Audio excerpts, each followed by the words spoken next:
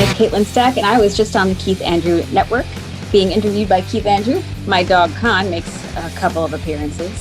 Come check it out. I had a blast.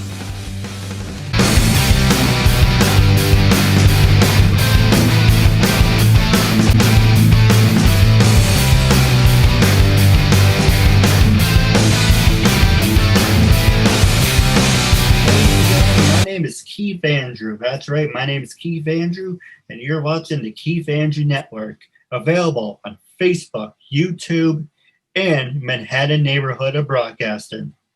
We can get to that in a little bit, but with that being said, I'm here with professional actress, artist, and writer, Katelinstack. I just want to say thank you for being a guest on my talk show. Well, thank you for having me. Oh, the honor's all mine. Now, the first question I want to ask you, now, a lot of people know my catchphrase, so I try not to repeat it over and over. But the first thing I want to point out, it's PG-13, but you have the right to say what you want, talk about anything you want. This is not about me. This is about you. And let's just have fun with it. Alrighty. So the first question that I always ask people, because this year's a real dumpster fire, is how you dealing with quarantine? Well, I have a 2.5-year-old who's almost 3, so it has been entertaining, to say the least. I have stayed busy. Creatively speaking, it's been difficult because there's just nothing going on. There's been nothing going on for 7 months now. Productions are slowly starting to roll back around, and things are starting to very slowly come back to play. But it was a real drain on me creatively to be isolated without my creative friends, my artistic friends, without being on set or really having any lines to learn. I did participate in a few monologue challenges, or just, we call them monologue drops, performing monologues. But outside of that, I've just been trying to read technique books and look for new monologues. I am writing a little bit more. I finally got myself into an actual writing class because, format. I just do want to point out one thing. I didn't mean to interrupt. I do apologize. But are you allergic to anything? Am I allergic to? No, I'm not. Not that I know of, anyway. I think that was either like a bee or a bug that was flying around. Oh, that was a fly. Yeah, this fly is driving me nuts. It has been for like 3 days now. I don't know how it got in here. I don't know where it came from. I thought that I got rid of all the flies that we had, but apparently that was not the case. This one's been evading me now. But it pops out randomly to tease me. But you know the joke, I don't know if you saw the debate a while ago where Mike Pence had a fly on his head. And all the subsequent memes that came out. Oh, yes. I have seen all of them. What was one of your favorite memes? You tell me mine, I tell you. Tell me mine. You tell me yours, I tell you mine. It was the one, I think it was, they had a picture of Mike Pence with the fly on his head on the view screen for Star Trek Next Generation. And the caption says data enhance, and they enhance the image, and it's a picture of Jeff Goldblum from Jurassic Park doing the sexy pose on top. That one made me LOL quite a bit. I like the one from the Karate Master. I can't think of his name, but he's from the Karate Kid. He's the one. Okay, yeah. He has like the chopsticks and he's still. I saw that one. That one's good too. And the other one was even the fly knew Mike Pence was so full of crap. I don't think I saw that one. If I will look for it, I would say if I find it, I would definitely send it to you. Yeah, for sure. Well, we don't have to talk about politics if we don't want to. I just want to make you laugh. But the first one I want to ask you is about who influenced you to become a professional actress, and how many years have you been acting? I've been acting. That's my dog, Khan. He barks at everything. Literally everything, because I have no idea what he's barking at currently because there's nothing happening outside of my door. Yes, Khan, I'm talking about you. Anyway, I've been acting for 15 years, professionally for about 2, we'll say. Why I wanted to get into it, I don't really know. It was something that I kind of really always wanted to do. Stop grumbling. Sorry. It was something that I kind of always wanted to do, but didn't know how to do it or how to get into it. And then in college, my mom told me at one point, I think it was my second semester of college, she's like, you need 2 more credits to stay on our insurance. And I was like, all right, let me see if I can find something. And I looked at the requirements I needed for my degree at the time. And I was like, oh, crap, I got to take a speech class. I didn't want to take a speech class. I hated speech. I still kind of hate speech. But I figured an acting class would maybe get me a little bit more comfortable being in front of people. And so I took the acting class and this giant light bulb went off above my head. And I was like, oh, I get it now. And the rest, as they say, is history. No, absolutely. And, I took speech class too. And it was nice at the time, but one of the things I hate people that try to drive home that remark and say, I hope I made a good impression on your life. I hope I made a good impression. It's like the more you say, the more you want to slap the person. It's like, yes, thank you for being a part of my life, but I don't need to hear that every time I try to talk to that person. Mm-hmm. But one thing about speech class that I hated is when I say something, she would correct me and say, this is the proper way to say it. Mm-hmm. Yeah, that's one of my pet peeves. Yeah, I can understand that. But the other thing I found very interesting is you also are a writer. Yes, I have been branching out as of 2 years ago. Yeah, 2 years ago, I kind of started dabbling in writing. I figured at that point I had read enough scripts to at least minorly grasp the concept of formatting, because with a screenplay, you have there are very, very rigid guidelines for script formatting. And I threw together my first short. I filmed it. It's stuck in post-production, as so many projects are, unfortunately, doomed. But I've been dabbling ever since. And I've also had this idea in my head that's kind of been ruminating and growing and maturing and developing and aging like a fine wine for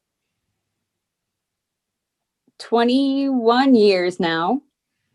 And I decided last year it was absolutely time to get it out on paper. And so that's currently what I'm going through. And then I found a writing class just recently that I'm in now, and that's helping with a little bit more of the formatting, a little bit more of the creative aspect of things. And so I will definitely be creating a lot more of my own content as well. No, absolutely. And there's a lot of things you can do. You don't have to wait. You can always reach out to Netflix. You can put it on YouTube. Mm-hmm. You can air it on Facebook Live. So the more you air it, make sure you copyright it. That's number one.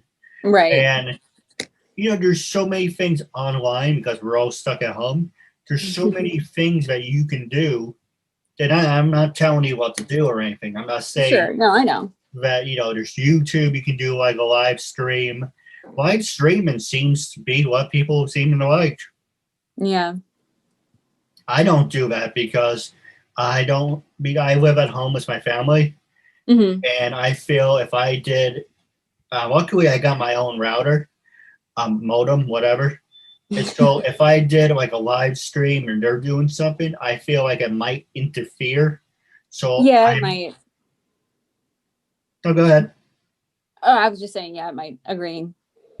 So it might interfere, so I don't want to post my luck. Sure. But it's I don't know. I don't like the whole. Okay, I like the live thing that you get to interact with people. Like this, snap your fingers. But Hmm. at the same time, if you have a bad internet connection, it's kind of like it makes you look robotic. It's not Yeah. really my thing. No, I get it. I prefer to have the option to edit myself as well. No, absolutely. Now, the last one I want to ask you is: you mentioned you were an artist. What did you mean Yes. by that? I have, well, I guess the poetry would also fall in the writing category, but I also, I draw, I sketch. I prefer to do mixed media art more lately. But I've been participating in the Brooklyn Library, Brooklyn, what is it? Brooklyn Public Library. Oh, I can't remember off. I just got an email from them like yesterday asking if I wanted to participate in the next round. It's called the Sketchbook Project. And what you do is you donate $35 and you get a little sketchbook back, and you fill the sketchbook, and then you send it back to them by the deadline, and they have it in I think it's the Brooklyn Arts Library. They have it on display, and so like it doesn't matter where you are in the world, you can contribute to this, and all of these sketchbooks are in one location. And 2 years ago they did a traveling one around the nation. They hit all the big major cities, which was really cool. Obviously they can't do that this year because of COVID. But it's a really cool way to get your art out there without having like a giant exhibition and having to pay for a gala event or anything. But yeah, I dabble in different forms of art. So, like cartooning. Not necessarily cartooning. I guess if I had to put a label on what I draw when I draw, it would probably be maybe abstract surrealism. Yeah, it sounds interesting. I'm not exactly, not to sound like an idiot or anything. I'm not really 100% sure what that is, but it sounds interesting. Abstract is like Picasso's abstract, and then I don't know if you're familiar with the work of Salvador Dali, but he was a surrealist artist or surrealism artist. Yeah, it sounds really interesting. You should show me your work. I would love to promote it. Yeah, I'll see if I can send you I think there's a digital copy of my last sketchbook out there somewhere. I'll see if I can send it to you. And if you're interested, maybe we can work together on a couple of ideas. Yeah. Just throwing it out there. Well, we're going to take a quick commercial break, and when we come back, I'm going to ask you about social media. Can it make you or break you? And then I'm going to pass the show over to you. Hi, my name is Kara Svuchek. I'm Julia Brothers. Jenna Curtis. Hey, I'm Jenny Fine. Hi, it's Mimi Chen. Hi, my name is Ella Dorsch. My name is Shauna Toft. Hey guys, I'm Anastasia Edwards. Hi, this is Jackie Nunez. Actress Becky Hayes. Hi, I'm Lily Rose. Hey there, I'm Saki Mieta. Hi guys, I'm Alexandria Denise, and you're watching Keith Andrews' show. He's doing a terrific job. Make sure you like and subscribe, and stay tuned for more awesomeness. Ladies and gentlemen, my name is Keith Andrew, and welcome back to our show. We just took a quick commercial break. Now, the first thing I want to talk to you about is, let me do that again. That was pretty bad. Okay. We just came back from the commercial break. My name is Keith Andrew, and you're watching the Keith Andrew Network. The Keith Andrew, and by the way, that's my stomach, if anyone knows, once I ground in the background. No, I'm pretty sure that was my dog. For people who want to see the Keith Andrew Network 24/7. That's right, the Keith Andrew Network 24/7. It's available on Facebook, Twitter, Instagram, and YouTube. You can watch it anytime, any place, anywhere. And if you happen to live in the city of Manhattan, in the borough of Manhattan, New York, every Saturday, 10:30 in the morning on Channel 2. Don't ask me why it's on Channel 2. That seems like a news network to me. But on Channel 2, every Saturday morning, 10:30 in the morning, you get to see an episode of the Keith Andrew Network. Right now, I'm just posting past episodes. They said they wanted the show to be 28 minutes. So I went down the whole list, say, okay, this show's 28 minutes, that show's 26 minutes. So I'm trying to get all the old ones out, and then I'm going to put the new ones up.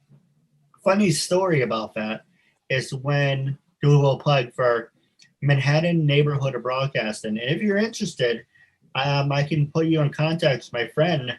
Again, if you like to be on public access, I can put a good word in for you. Manhattan Neighborhood of Broadcasting is pretty much public access for the channel of Manhattan. So if you want to get on there and talk about news, poetry, anything, just go to Manhattan Neighborhood of Broadcasting. They're looking for great talent. There's also one in Brooklyn. If people who live in Brooklyn, long story about that, but I'm not qualified for that one. But great episodes and everything. But the question I want to ask you is, have you ever worked with people with disabilities, and are you willing to work with people with disabilities? As far as I know, I have not worked with anyone with disabilities yet. Aside from you, this is my first venture. But yeah, I mean, absolutely, I am. No, absolutely. And, we were talking about it off the air. I do suffer from depression. I read and learn at between a fifth grade, middle school, somewhat high school level. I never went to college because I'm on the spectrum of being retarded. And I'm not qualified to doing something. I'll give you an example because you are a professional actress. Someone says, here's your script. And you have about 3 pages, give or take. For me, you would have to sit down with me, go over it, and say, for an example, for you taking a driving test. And one of the questions on the driving test is, you're at a 4-way intersection. Who has the right of way? Obviously, I know whoever's going straight, even though that is a little confusing. But I'm like, can you break it down? Can you give me an example? So make it as simple as possible. And people are like, who learns like that? No one learns like that. But reading a script, it's pretty much, if it takes somebody 2 days to read a script, it will take me 5 or 6 days to feel 100% comfortable. So I break it down, and I take it apart, and then put it back together.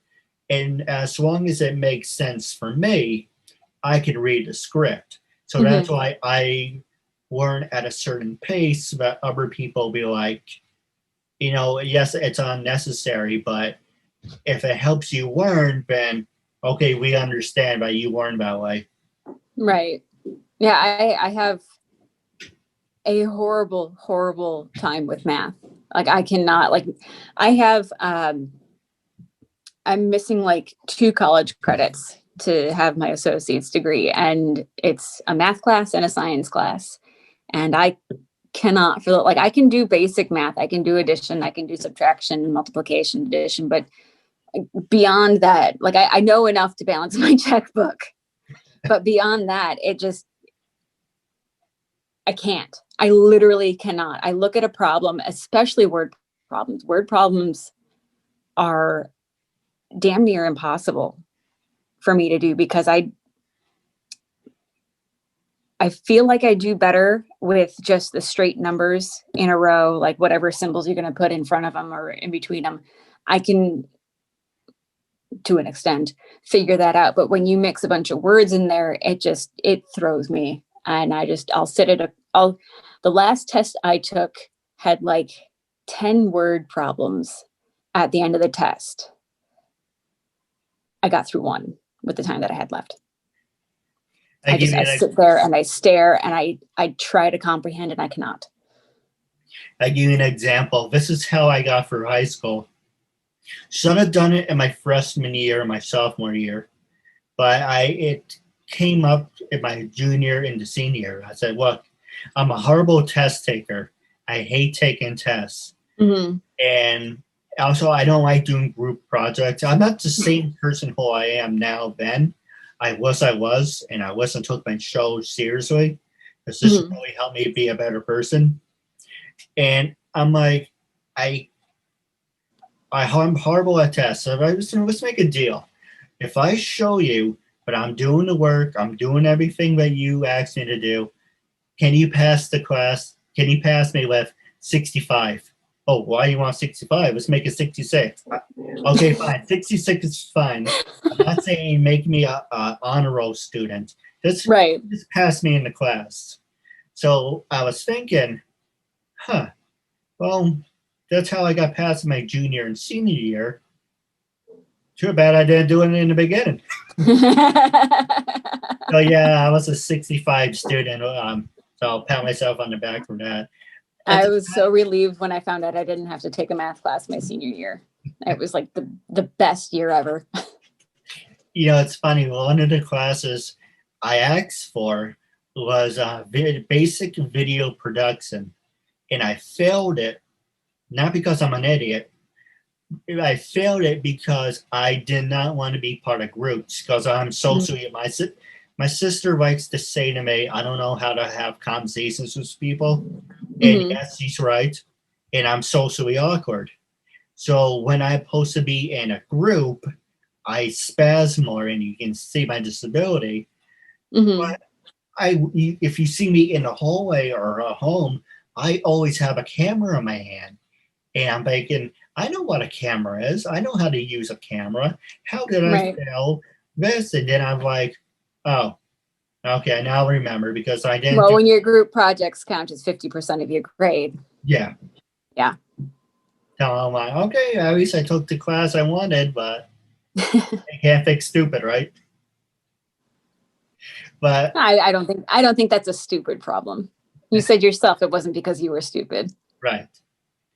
But one of the things about my talk show is it's therapy for myself, and it helps me interact with people. It helps me be more sociable. Maybe too sociable. When my dad says diarrhea in the mouth. But it helps me interact, so I'm not so socially awkward. Like I said, this is not about me. This is about you. The last thing I want to do is pass the show over to you. It's the last 5 minutes left of the show. Was there any funny stories you want to share? Any funny pranks? Anything you want to plug? Ask me. You know what? I do have something that I can plug. I recently joined a pre-production team for a feature film that's going to be shot next September. It is called Through Eyes of Grace. The writer will debate it is a faith-based film, but I'm going to take a stance and argue back that while there is Christianity / Catholicism in the theme of the film, I think that it's more of a faith in yourself based film.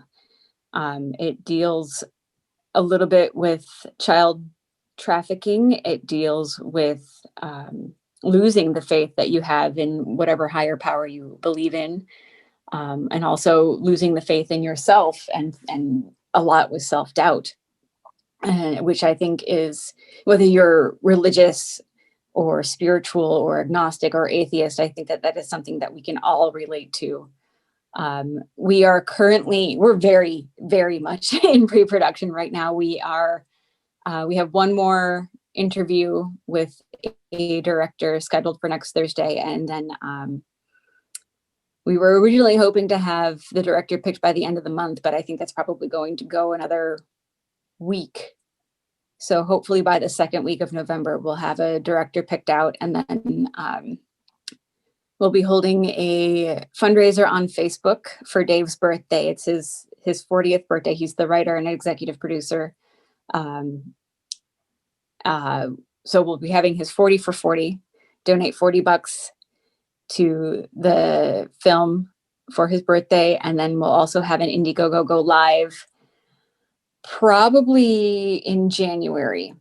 The movie is based on Dave's novel of the same name, which will be coming out around Christmas time. We are on Facebook, which is Through Eyes of Grace movie, I think. Yes, Through Eyes of Grace movie. And then casting will begin in March. No, absolutely. And if you send me any posters, we can definitely do our shout out for you. Absolutely. Yeah, we're on Facebook and we're on Twitter. I don't think that we're going to do Instagram for this particular film, though. Personally, I would recommend it because the more exposure you get, the more. Oh, for especially on sure. Instagram, you get to do short videos, so you Yeah. get to actually sit and interact with people. Well, we can go live on Facebook and we can go live on Twitter as well. So True. I would need to figure out how to run 2 Instagram accounts from my phone because I'm running the Twitter account from my phone, and I don't think I can do 2 on Instagram. Well, if you have two Instagrams, Yeah, I don't know if that's. Can you run 2 Instagram accounts from the same number or email address? that is a good question. I know you can create 2 accounts and just sign out, log into the other, or you could always merge the 2 accounts. I'll have to look a little bit more into that. When I set up the Twitter, I was going to go set up the Instagram, and it was like, no. So I just stuck with the Twitter. I have more followers on Twitter than I do Instagram anyway. So. Hit and miss. Yeah, for sure. But now I do have a couple questions for you off the air. But Sure. The first one I want to ask you is, when I first approached you to be a guest in my talk show, I want you to be brutally honest. Okay. When I first approached you to be a guest on my talk show, what was your first honest reaction? What made you say yes?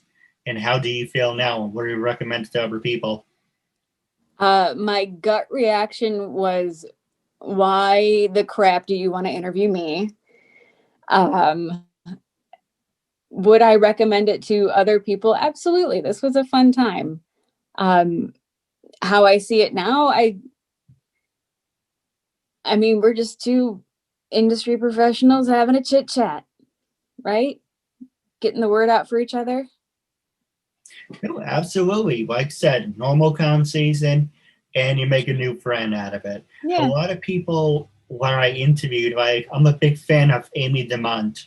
I don't know if you know her, but a lot of people know her as Alita from WWE. And I walked up to her when we took the picture, say, "Oh, by the way, I would love to have you on the show." And she stopped and looked at me and said, "Didn't you say your show's about disabilities?" I'm like, "Okay, yes, I do. I talk about myself as a learning disability. You don't have to have a disability to be on the show. I mean, yes, if you do, that's great. I'm always willing to interview people. But, what does that have to do with being on a guest on my show?" And she looked at me and she didn't say anything. I was like, "I'm fine. I guess I have to show you something, or you have to get a recommendation." But whatever, it's a lot of people say that. And one of the things when I introduce myself to people, they always say this to me, especially Gothic people. I really don't know what the hell their problem is. They always say is, "How do you know I have a learning disability?" "What are you talking about?" "Oh, you said you want to interview me because I have a disability." Okay, want me to rephrase that?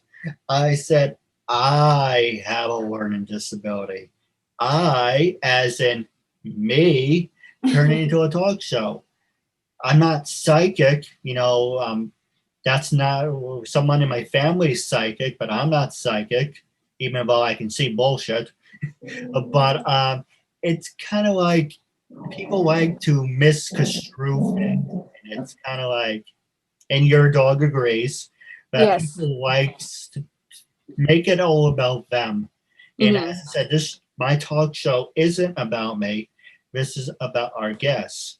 It Yeah. is a little bit about me because I'm making myself into an example of saying, I was labeled, but I'm showing you labels do not dictate who you are and who you want to be. Yeah. You should never let anything hold you back. No, Physical, mental, emotional. I agree with you. Now, I do have a couple questions for you off the air. But wrapping up our interview segment, it was a real honor and privilege having you as a guest. And I'm looking forward to part 2 down the road. It was an honor.